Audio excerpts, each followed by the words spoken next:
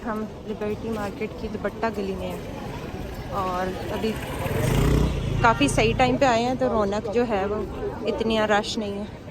Liberty market दुपट्टा गली की रौनक है। येलो है। अच्छा, ये सिला ये फ्रेश पीस है? ये फ्रेश है। जो ख़राब होगा मैं खुद बताऊंगा। नहीं तो साइज़ क्या है इसका, कैसे पता ये लगे? इसमें देखे मार्जिन होता है, ठीक है। अच्छा, इसमें मार्जिन होता है, बाकी लेंगे तो किसी वैसे किस साइज़ का सिला हुआ है? ये होता है लार्ज, जिस किसी को भी पहना है। अच्छा, ये 13,000 का आपने बताया जी फाइनल। और इसमें कलर्स कौन से? इसमें क्या है, ये ऑरेंज और ग्रीन मिक्स है। अच्छा, ये मरून है, इसमें ये जिंक कलर है इसमें बना, ठीक है। ये थोड़ा सा पुराने हिसाब से बात। ये पिंक है और ग्रीन मिक्स है, अच्छा। ठीक है। वाइट है, इसमें अपनी मजे करेंगे। येलो है इसमें, बाकी मैक्सी है लगी है इसमें। मैक्सी का क्या रेट है? मैक्सी फाइनल आपको 14 किलो 14 की। जी। ये कलर लगा हुआ है। इससे आप अपनी पसंद का फैब्रिक लें और 2 दिन में आपको आपकी पसंद के कलर का इस तरह की लहंगा चोली जो है वो स्टिच करवा के आपको मिल जाएगी। और कार्ड जो है, ये इनका कार्ड है, ये व्हाट्सएप पे नंबर है।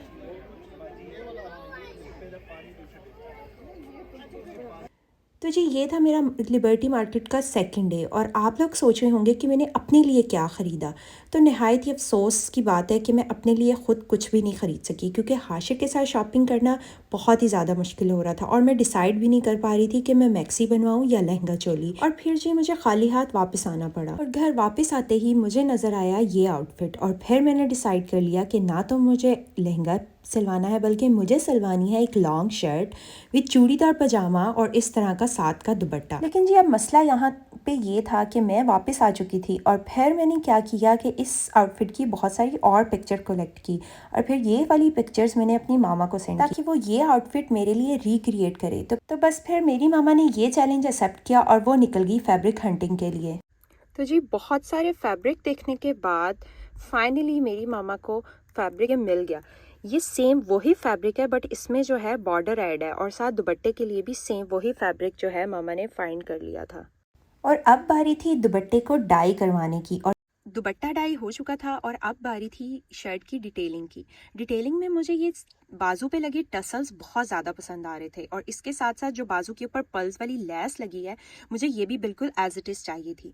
उसके बाद हमारी डिटेलिंग थर्ड आ रही थी दुपट्टे की लेस, क्योंकि दुपट्टा हमें सेम मिल गया था और हमने डाई भी सेम कलर का करवा लिया था। तो अब हमें लेस ढूंढनी थी और टसल्स वगैरह ढूंढने थे और ये सारी डिटेल मैंने अपनी मामा के साथ शेयर की। तो सबसे पहले मामा ने स्टार्ट किया दुपट्टे की लेस से और यहाँ पे बहुत सारी लेसेस जो है मामा ने मुझे सेंड की और हमें एज इट इज़ वो लेस भी मिल गई जो कि दुपट्टे पे लगी हुई थी, पर मुझे उसमें थोड़ी सी चेंजिंग करनी थी और फिर मैंने एक और लेस पिक की जो कि फ़ाइनल आपको मेरे आउटफिट में नज़र आएगी। और अब जी मामा देख रही थी पर्ल्स वाली लेस, लेकिन ये मिल तो गई थी लेकिन इसमें बहुत ज़्यादा गैप था जो कि मुझे बिल्कुल पसंद नहीं आ रहा था।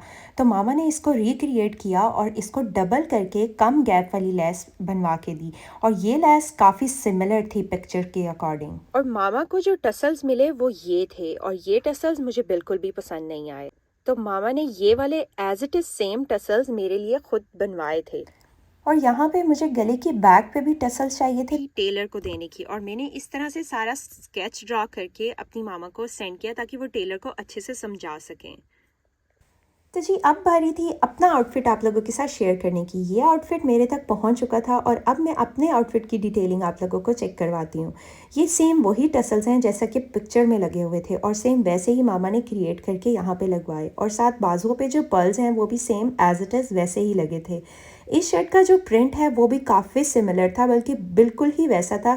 फ़र्क सिर्फ इतना था कि मेरी शर्ट के नीचे बॉर्डर था और ये बॉर्डर मुझे खुद पसंद आ रहा था। अगर मैं चाहती तो ये भी कटवा सकती थी, लेकिन मुझे पर्सनली ये बॉर्डर भी पसंद आ रहा था और मैंने नीचे भी पर्ल्स वाली लेस बिल्कुल वैसे ही लगवाई। ये जो आउटफिट है जब मैंने इंस्टाग्राम पे देखा था और मैंने जब जिस पेज पे लगा था उनको टेक्स्ट करके प्राइस पूछी थी तो उन्होंने ये आउटफिट मुझे 40,000 में रिक्रिएट करके देने का कहा था। बट मेरी मामा ने कितने का क्रिएट किया? सबसे पहले आप इसका दुपट्टा देखें। Oh my God, as it is वही कलर जैसा कि पिक्चर में था। और दुपट्टे पे ये वाली लेस मैंने फ़ाइनल की थी क्योंकि मुझे वो लेस थोड़ी हैवी लग रही थी। और ये दुपट्टे का जो कलर है ये भी मामा ने पिक्चर देख के डाई करवाया था क्योंकि मेरे पास और कोई चीज़ नहीं थी मामा को शो करने के लिए। और साथ ये है मेरा चूड़ीदार पजामा। लॉन्ग शर्ट के साथ चूड़ीदार पजामा बहुत टाइम हो गया था मैंने वेयर नहीं किया था। और ये है मेरे फाइनल आउटफिट की लुक।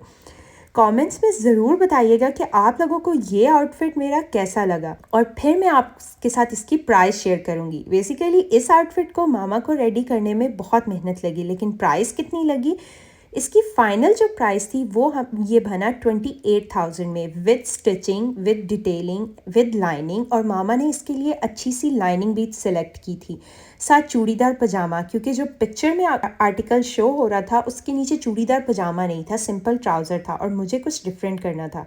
यहाँ पे फिर से हाशिर अपनी शरारतें कर रहा है, जो कि बाज़ार में भी मुझे टिकने नहीं दे रहा था, और यहाँ पे भी हाशिर साहब आ चुके।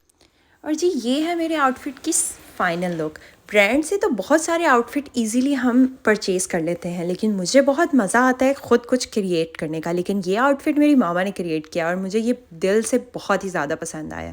और वेट, मैंने सिर्फ एक आउटफिट नहीं मामा से रिक्रिएट करवाया, मैंने बल्कि 3-4 आउटफिट रिक्रिएट करवाए।